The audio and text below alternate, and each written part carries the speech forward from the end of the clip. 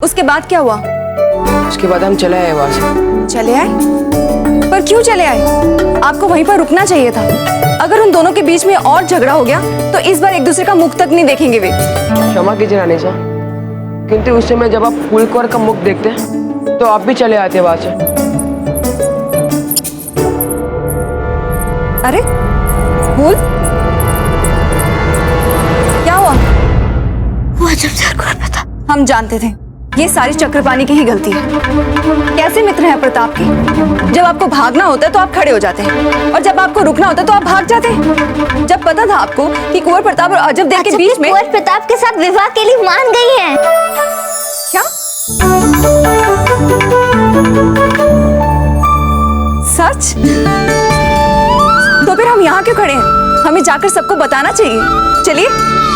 हम जानते थे कि यही होने वाला है। पंडित चक्रपाणी मिश्रा हमारा नाम। हमारी भविष्यवाणी कभी मिथ्या नहीं होती। चलिए। कुंवर प्रताप, आपको क्या लगता है आप चलते चलते किस ओर पहुंच जाएंगे? अब क्या करें, आप हमें हमारे रास्ते पर बैठने ही नहीं दे रही। और क्या दिक्कत है हमारे सामने? हम जानते कुंवर प्रताप आप हमें छोड़े थे। तो आप हमारे बन की बात ही जानती है। कुंवर प्रताप रुकिए। देखिए, यदि आपने हमें और चलवाए तो हम सगाई समारोह में अच्छे नहीं दिखेंगे, और यदि हम अच्छे नहीं दिखेंगे तो फूल हमें सगाई की कक्ष में आने नहीं देगी। तो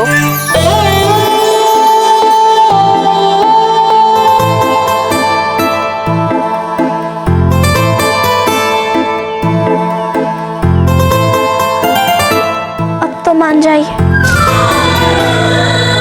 तो आप सहमत है? सहमत? किस लिए? हमारे संग विवाह के लिए। वो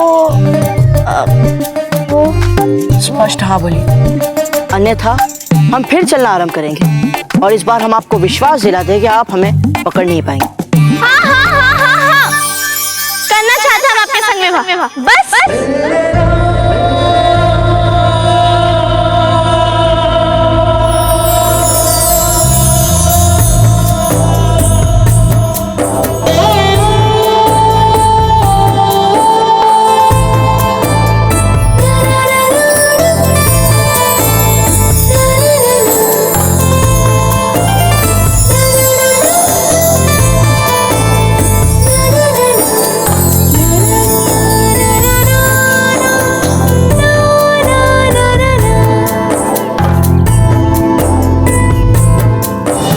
उदय जी, हमारे आग्रह पर एक दिन रुककर आपने जो हमारा मान सम्मान बढ़ाया है उसके लिए हम हृदय से आभारी हैं। क्यों रोका है वो आप भी अच्छी तरह से जानते हैं और हम भी।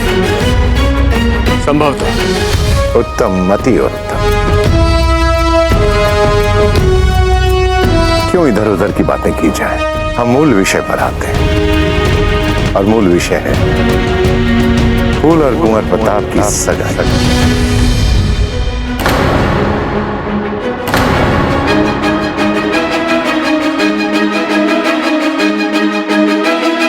और वैसे भी हमें सगाई की तैयारियां शुरू कर देनी चाहिए। हम जानते हैं कि उस सामंत के पुत्र और अजब देव की सगाई की तैयारियां तो आप सब लोगों ने कर ली होगी, किंतु हमारी फूल के लिए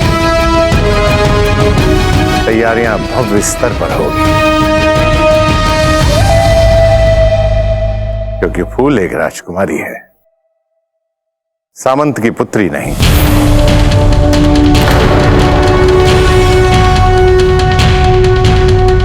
क्या अर्थात फूल ये सबसे कहने के लिए चले गए कि हम दोनों विवाह के लिए सहमत हो चुके हैं? हाँ बाबूजी, हाँ। हे भगवान, हमें फूल के साथ जाना चाहिए था। पता नहीं सबके सामने वे सगाई की बात कैसे करेगी। हम ही ना चक्रपाणी, आप हमें सबके सामने हमारी सगाई की बात करने के लिए कैसे जाने दे सकते हैं? अच्छा हुआ जो हमारी बुद्धि जाग गई। बाबूजी ने नहीं कहा तो इनकी बात छोड़िए, ये तो वैसे ही कुछ नहीं कहते हैं। सुनिए, मिथ्या आरोप लगा रहे आप हम पर। हमने ही सदा सब कुछ बोला है। कभी नहीं। सदैव। कभी नहीं। सदैव बोला है हमने। कभी नहीं। हमने कहा ना, सदैव बोला है हमने। हमने कहा ना, कभी नहीं। हमने सब कुछ बोला है सदैव। कभी नहीं। सदैव। कभी नहीं। सदैव। इस समय नहीं तो आपको नक्शे पे सदैव बोला ठीक है। हमने। कभी नहीं। आपकी ग्रस्त होती। हम कह रहे सदैव बोला। चुप भाग जाइए कह ऐसे। रहे ना कभी नहीं, सदैव बोला। कभी नहीं। सदैव। अच्छा, हमने आपको लक्ष्मी के बच्चे होने का शुभ समाचार सुनाया था ना? हमने आपको हमारे सभी युद्धों के बारे में बताया था। सब कहाँ बताया था आपने? सब कुछ जानना भी आवश्यक नहीं था आपके लिए। देखा, पकड़े गए ना?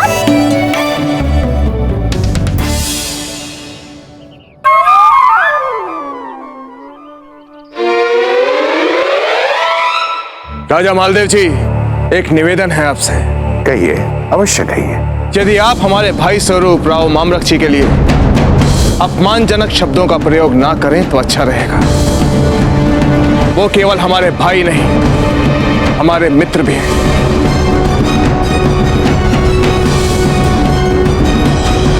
राणा जी, राजा मालदेव जी ने कोई अनुचित बात तो कही नहीं है, उन्होंने ठीक ही कहा है।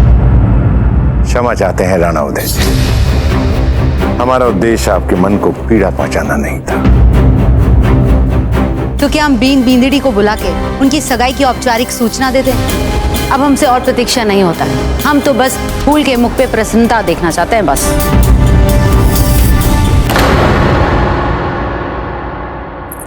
बड़े दादा,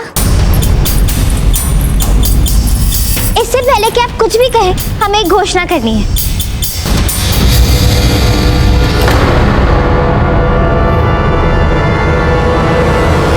नहीं, हमें बहुत ही महत्वपूर्ण घोषणा करनी है। फूल, बड़ों के सामने इस तरह से बात नहीं करते।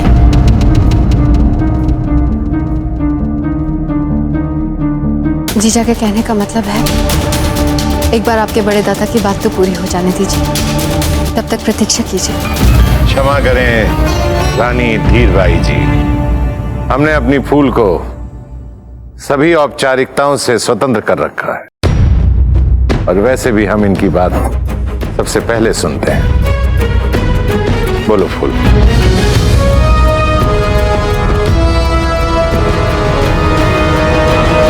अजब दिन ने कुंवर प्रताप के साथ विवाह के लिए सहमति दे दी है।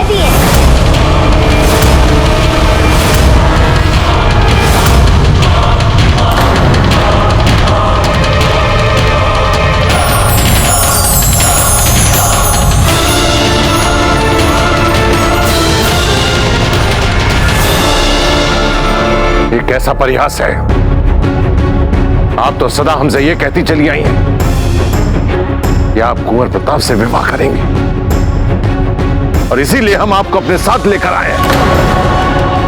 और जब हम आपके मन की बात पूरी करना चाह रहे हैं तो आप कुंवर प्रताप और अजब दे की बात सुना सुना कर प्रसन्न हो रही हैं।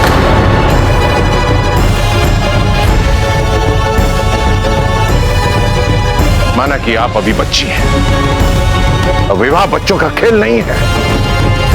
बदल लिया होगा जब देव ने अपना विचार, किंतु राजा मालदेव सिंह के निर्णय बदला नहीं करते हैं। अगर कुंवर प्रताप का किसी के साथ विवाह होगा तो फूल कमल के साथ साथ बस।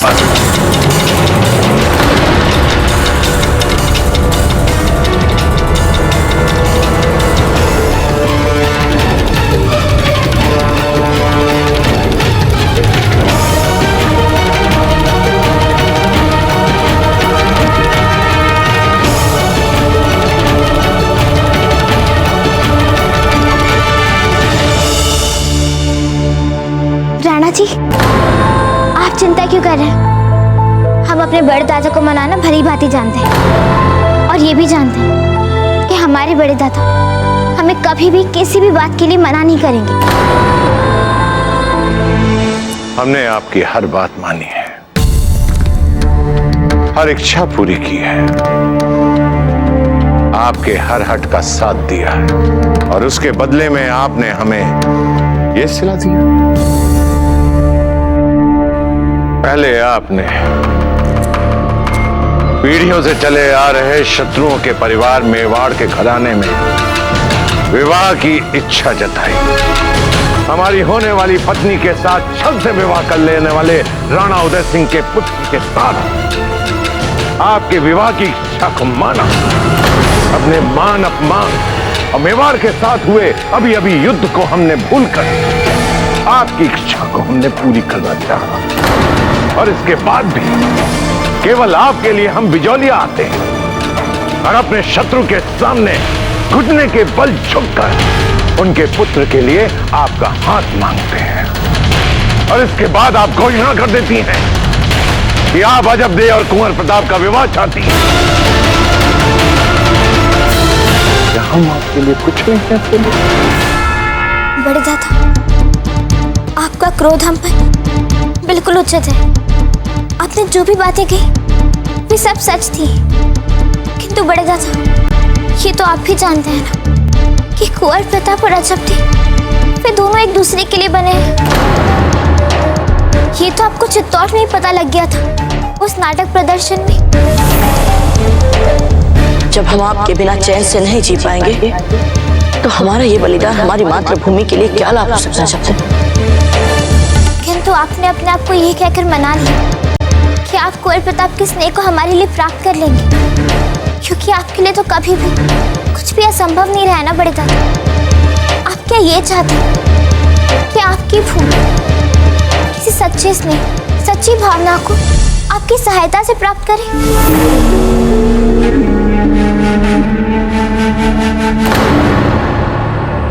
एक बार आपका विवाह हो जाए, उसके बाद कुंवर प्रताप सब कुछ भूल जाएंगे, अजब दे को भी भूल जाएंगे। ऐसा नहीं होगा बड़े दादा, क्योंकि आप अच्छी तरह से जानते हैं कुंवर प्रताप को। वे ऐसे बिल्कुल नहीं है। हम जानते हैं कि हमारे कारण आपको बहुत अपमानित होना पड़ा, किंतु बड़े दादा जो हमने किया वो हमारे लिए सरल नहीं था। हमारे निर्णय के अंतिम क्षण था, हमारे मन में संदेह के बीज थे। पर बड़े दादा जब हमने अजब और कुंवर प्रताप को देखा, उनके मुख पर एक पवित्र मुस्कान थी, और उस मुस्कान को देखते ही हमारे सारे संदेह दूर हो गए। भले ही हम कुंवर प्रताप को कितना भी पसंद करते हैं, किंतु कुंवर प्रताप वे केवल अजब दे को पसंद करते हैं, और यही बात अजब दे के मन में भी है। तो उचित यही होगा बड़े दादा कि उन दोनों में विवाह हो जाए।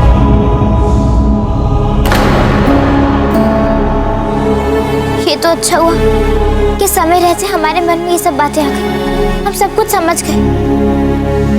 और बड़े दादा आप भी उन दोनों को आशीर्वाद देके आप भी बड़े हो जाइए। देखिए, ये तो बच्ची है, इन्हें उचित और अनुचित का क्या पता। बार बार अपने मन के बदलते भाव की तरह ये बदलती जा रही है। लेकिन हम तो बड़े हैं ना, हम तो जानते हैं इस संबंध पर मारवाड़ और मेवाड़ के भविष्य के संबंध परिभाषित हो रहे हैं, जो हमारे हित में होने चाहिए। और राणा उदय सिंह जी ने आपको वचन दिया है। हम चाहते हैं कि आप उनके वचन का उन्हें स्मरण कराकर उन्हें घेरें, और तब प्रताप को भी अपने दाजीराज के वचन की रक्षा करनी पड़ेगी। राजा जी, हम तो कहते हैं ये सही समय है, फूल और प्रताप की सगाई करा देनी चाहिए। यदि फूल ने तय कर लिया कि अजब दे और कुंवर की सगाई होगी, तो हम इनके साथ जबरदस्ती नहीं कर सकते। पर मारवाड़ का भविष्य, हमने समय के साथ साथ अपने आप को बदला अवश्य है, पर इतना भी नहीं कि हमारे निर्णय को कोई भी चुनौती दे दे, विशेष तौर पर आप।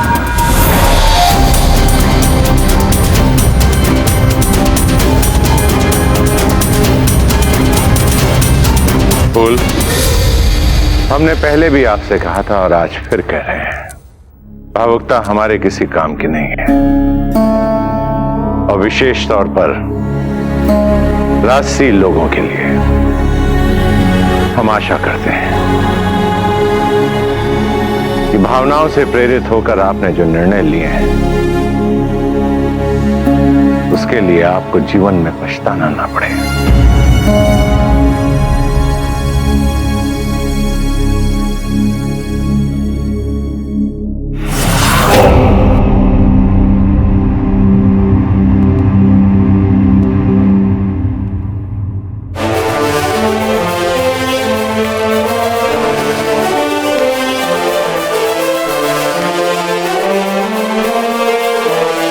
सबसे अहम फैसला है जगह का। कहां सजा दी जा रही है, किन किन के सामने सजा दी जा रही है, और आखिर में बात आती है कैसे सजा दी जा रही है। तो पहली बात, एक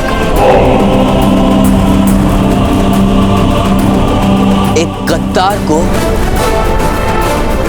हमेशा तमाम फौज के सामने ही सजा दी जानी चाहिए। हम चाहते हैं कि इस सजा से फौज के मामूली सिपाही से लेकर वजीर हिफाजत तक को हमारा यह पैगाम पहुंच जाना चाहिए कि शाही तख्त से गद्दारी करने वाला चाहे वजीर आजम ही क्यों ना हो, हमारे अपने खान बाबा ही क्यों ना हो, अगर हम किसी को अर्श तक पहुंचा सकते हैं तो फिर गुनाह करने पे फर्श पे भी उतार सकते हैं। और हुजूर, सजा देने वाली तलवार, क्या हुक्म है आपका? तलवार धारदार होनी चाहिए या गुंद? अलवर और अजमेर पर तो बहुत पहले कब्जा कर चुके हैं प्रताप। कौन था वो हमारी आरामगाह की खिड़की पे? खान बाबा, रियासत अलवर के कुछ सरफिरे हैं जो बदला लेने के लिए महल में घुस आए हैं।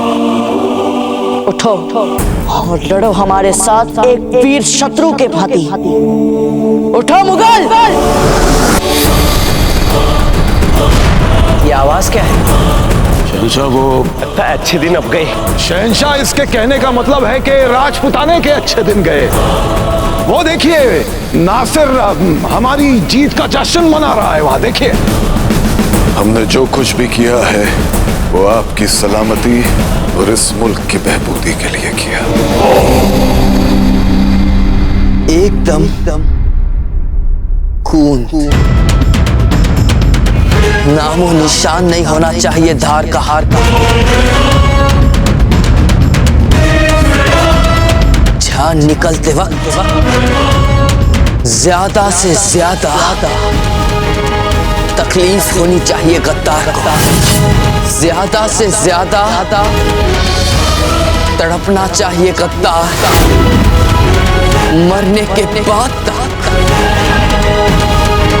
फड़फड़ाना चाहिए गद्दार। हमारे तो भाग्य खुल गए।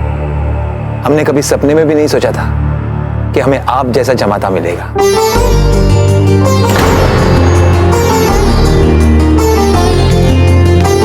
सुखी रहो। राव जी, आपने नहीं देखा होगा ऐसा सपना, किंतु हमने तो जब से कुंवर प्रताप और अजबदेव को साथ में देखा था, तब से ही ये सपना देख रहे थे इन दोनों की जोड़ी बन जाए।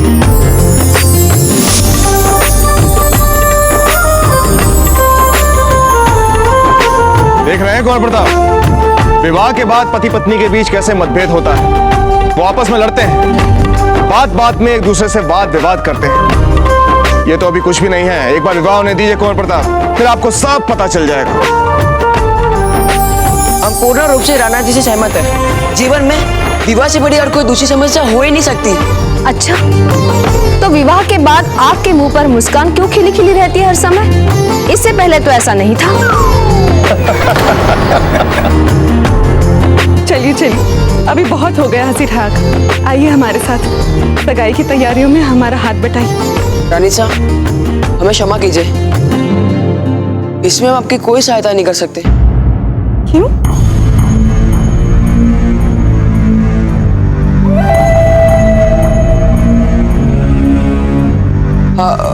हम काशी जा रहे हैं।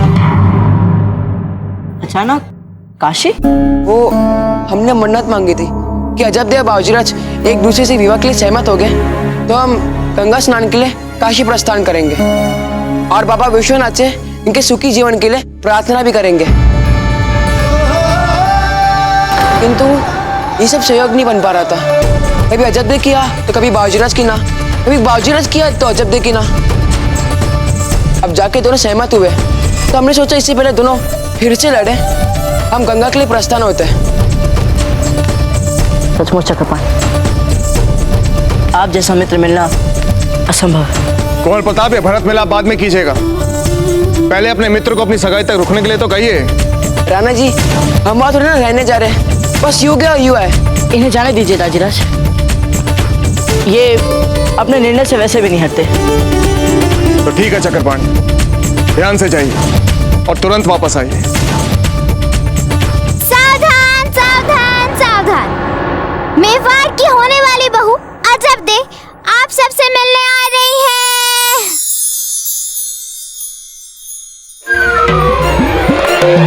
चक्रपाणी आइए, हम आपको बिजलिया से निकलने का मार्ग बताते हैं। नहीं नहीं बाजीराज, इसकी कोई आवश्यकता नहीं है, हमें सारे मार्ग पता है।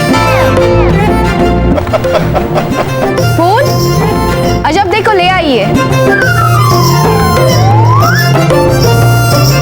क्या बात है?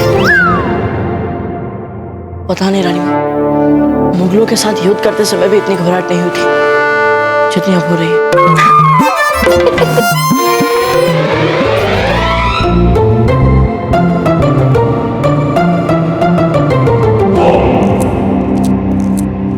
हुजूर, रुकैया बेगम तशरीफ ला रही हैं।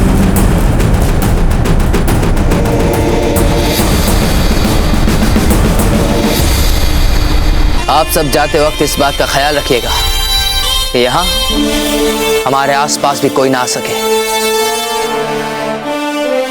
रुकैया बेगम भी नहीं। तखलिया,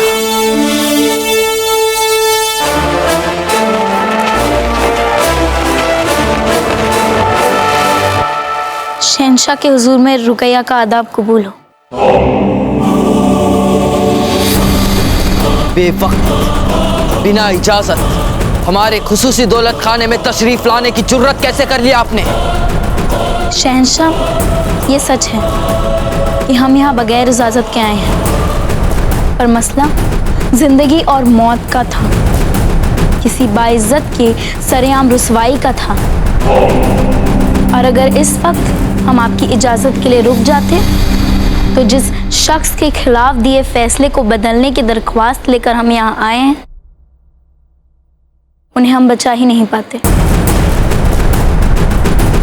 यकीन है ये तो खामो ख्याली की इंतहा हो गई है रुकैया बेगम। आपने ये सोच भी कैसे लिया?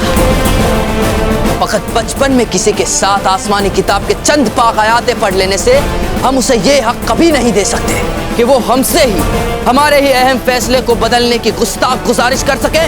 कोई है? देखिए, हमने खुद देखा था, फैसला सुनाते वक्त आंखें आपकी भी नम हुई थी।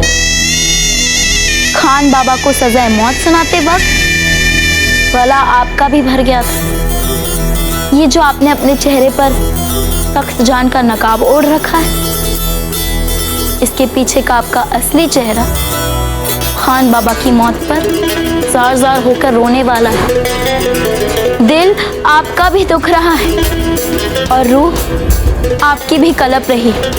अरे कोई है? रुक जाओ, एक कदम भी आगे बढ़ाया तो जो अंजाम होगा उसके जिम्मेदार तुम खुद रहोगे। हम अपने शौहर के साथ ज़ाती गुफ्तगू कर रहे हैं। हमारे पास ना ही कोई असला है और ना ही कोई हथियार। दिमाग है तो उसका इस्तेमाल करो और फौरन यहाँ से दफा हो जाओ।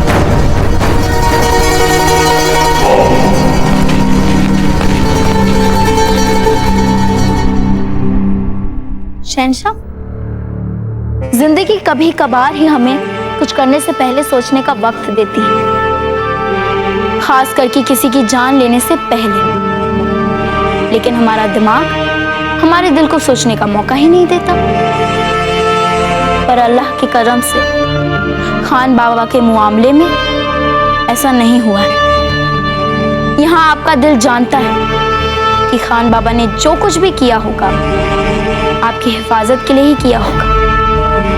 बस ये खालिस दिमाग ही उन एमाल में गद्दारी की बू सूंघ रहा है।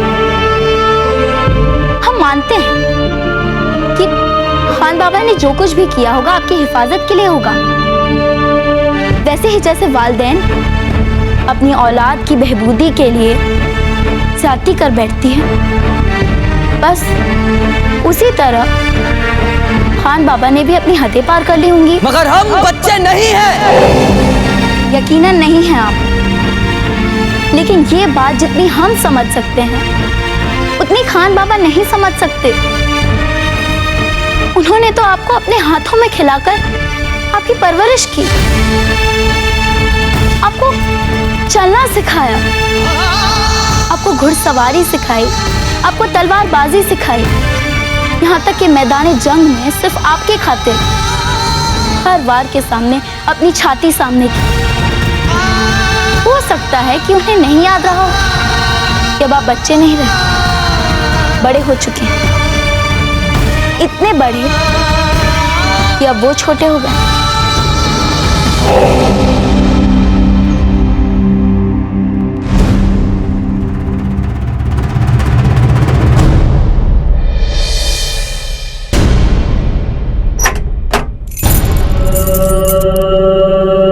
उठिए, आपकी सजा का वक्त हो गया है।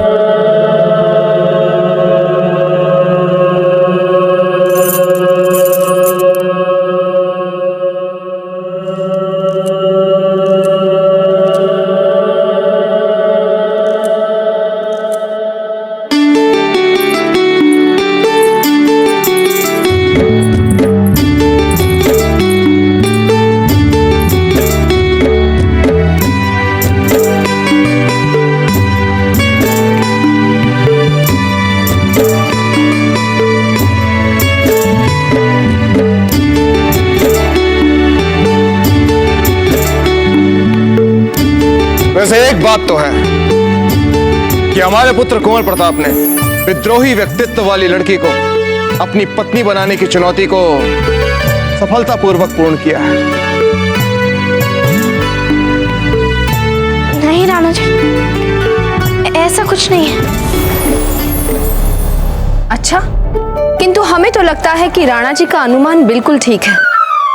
सुना है ये स्वयं हमारे पुत्र कुंवर प्रताप का विवाह प्रस्ताव लेकर आपके पास आए थे, जिसे भी आपने ठुकरा दिया था।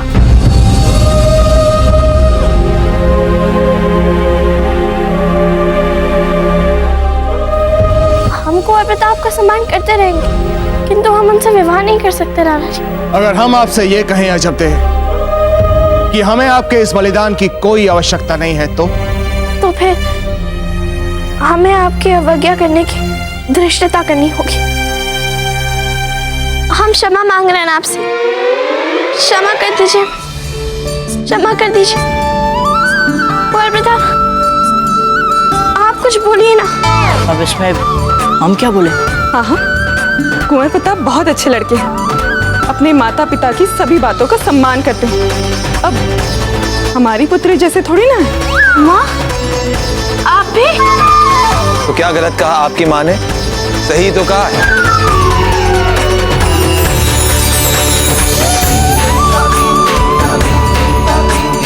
बस बस, अब और कोई उपहास नहीं उड़ाएगा हमारी सखी का, वरना ये रो देंगे। रो लेने दीजिए इन्हें थोड़ी देर हमारे सामने, कहीं इन्हें हमारी नजर ना लग जाए। कुंवर प्रताप जैसा वर मिलने जा रहा है, संसार की सबसे अधिक सौभाग्यशाली लड़की बनने जा रही है। रो लेने दीजिए इन्हें थोड़ी देर।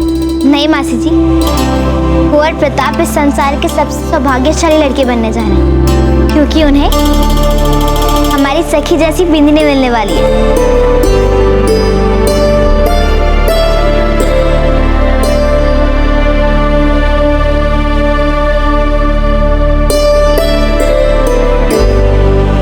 ठीक कहा पूनम।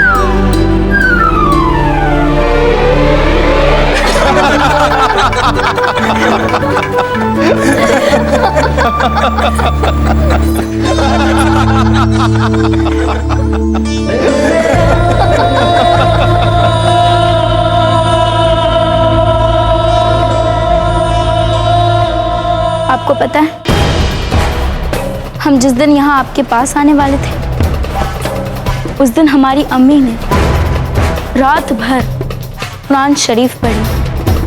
हमने उनसे रुखसत के समय पूछा भी कि शहंशाह की बीवी को कैसा गम,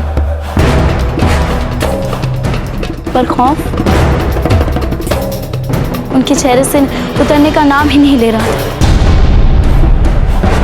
जबकि कोई भी शहंशाह अपनी बेगम को गम में नहीं देखना चाहता, है ना?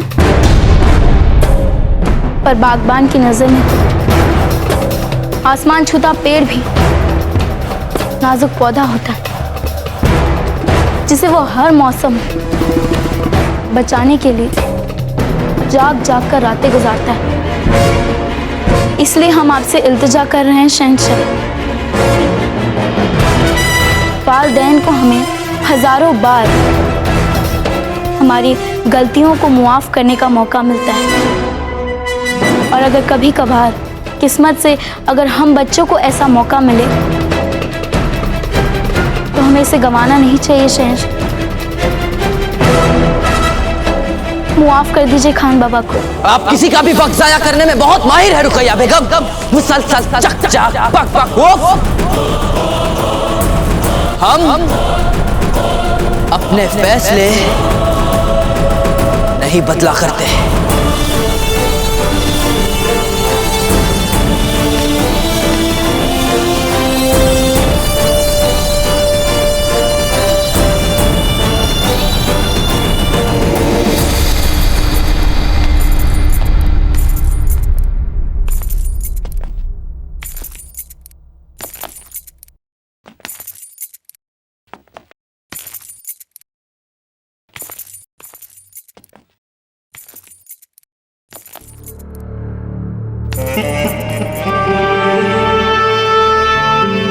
आज जो कुछ भी हमारे साथ हो रहा है उसे देखकर आप लोगों के दिलों में रत्ती भर भी अपने शहंशाह के लिए वफादारी में कमी नहीं आनी चाहिए। आप लोग अपने मुल्क और शहंशाह की खिदमत को ही अपना फर्ज अव्वल मानेंगे। हो सकता है कि आज जो शहंशाह ने किया है वो आप सबको गलत नजर आ सकता है, लेकिन जिस तरह परवरदिगार आलम जब जब हमारा इम्तिहान लेता है हमारा ईमान डोलने लगता है, लेकिन वो जो कुछ भी करता है अपने बंदों के फायदे के लिए करता है। ठीक उसी तरह एक शहंशाह भी जो करता है वो आपकी और रियाया की बहबूदी के लिए करता है। जिस तरह शहंशाह हर सांस आपकी हिफाजत करता है उसी तरह आपका भी फर्ज बनता है कि आपकी हर सांस उसकी अजमत की वफादारी करे।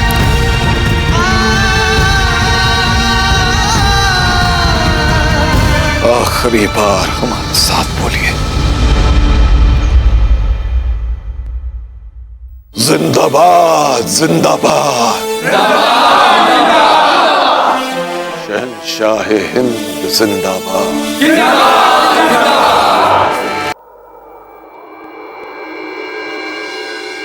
यही तो रखा था पत्र।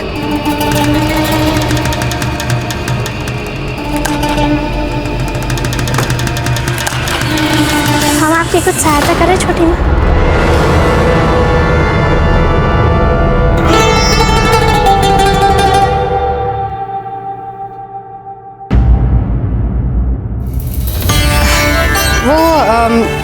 अजब दे हम कुछ मूल्यवान वस्तु यहाँ भूल गए थे, उसी को खोज रहे थे,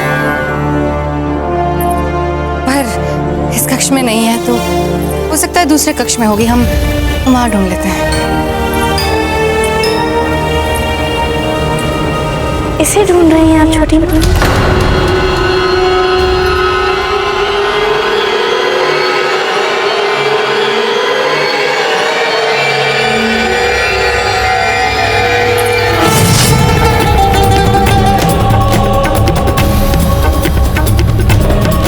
आपने हमसे झूठ क्यों बोला छोटी माँ?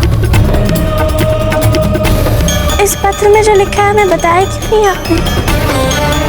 अब जब आप सब कुछ जान ही गई है तो आप सच सच छिपाने का क्या लाभ?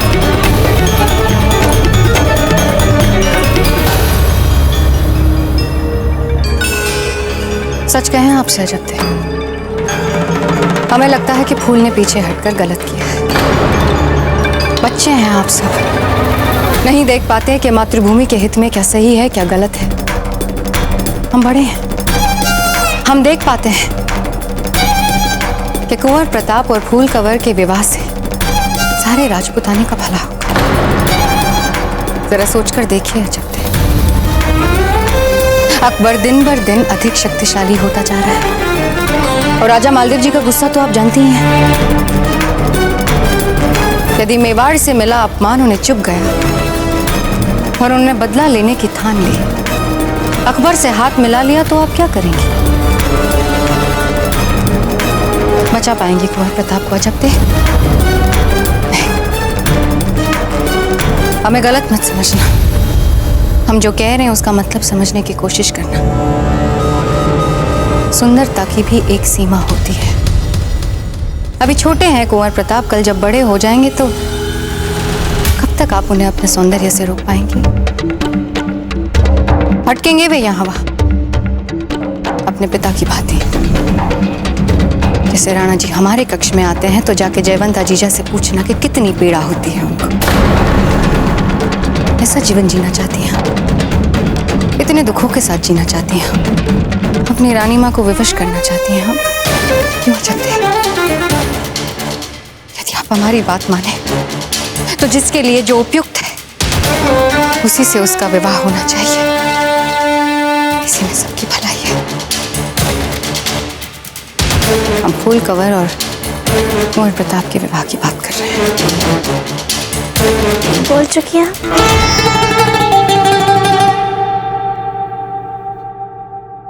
अब हम कुछ बोले?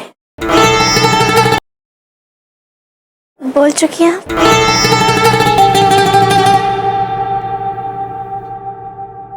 अब हम कुछ बोले? जहां तक राजपुताने की सुरक्षा का प्रश्न है छोटी माँ,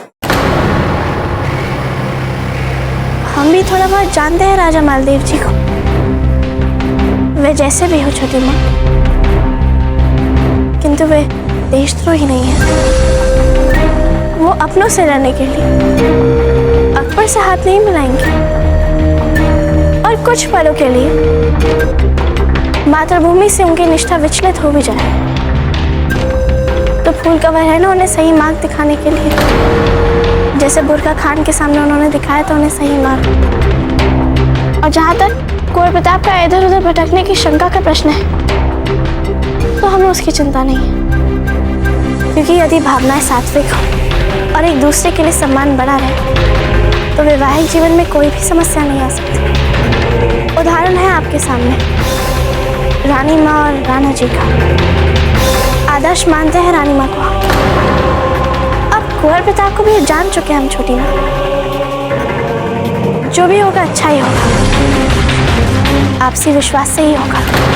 हम जानते हैं आप हमें किसी लायक नहीं समझते, कुछ भी नहीं कर सकते हम आपकी नजरों में, किंतु अब हमारा कुंवर प्रताप के साथ विवाह होने जा रहा है छोटी माँ। अब आपकी सोच भी बदल जाएगी छोटी माँ, और कुंवर प्रताप के साथ साथ हमें भी आशीर्वाद मिल जाएगा छोटी माँ।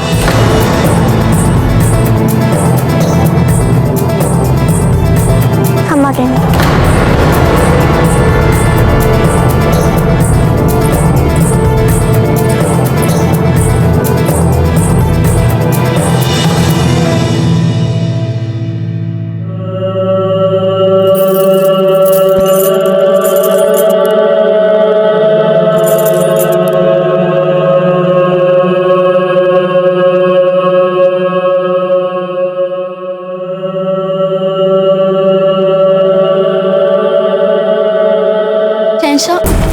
बराए मेहरबानी हमारी इतनी सी इल्तिजा मान लीजिए, मुआफी अता फरमा दीजिए खान बाबा को।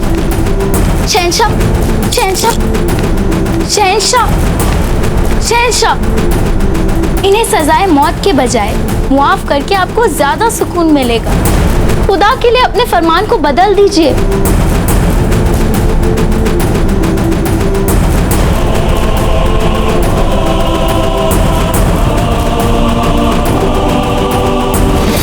देखिए आपके एहतराम में कितने अदब से, कितनी खामोशी से अपनी सजा को कबूल कर रहे हैं। ये तमाम फौज जो इन्होंने अपने खून पसीने से बनाई है वो इनके सामने खड़ी है। ये चाहे तो अपनी बनाई हुई फौज को आपके खिलाफ भड़का भी सकते हैं, लेकिन ये ऐसा कुछ नहीं कर रहे हैं क्योंकि ये गद्दार नहीं हैं। ये तो आपकी सल्तनत के खैर ख्वाह हैं, खिदमतगार हैं।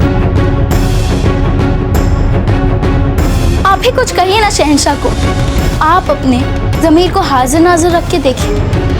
क्या आपको नहीं लगता कि शहंशाह को उन्हें माफ कर देना चाहिए? हम भी नहीं चाहते जलाल कि आप बैरम खान को सजाए मौत दे।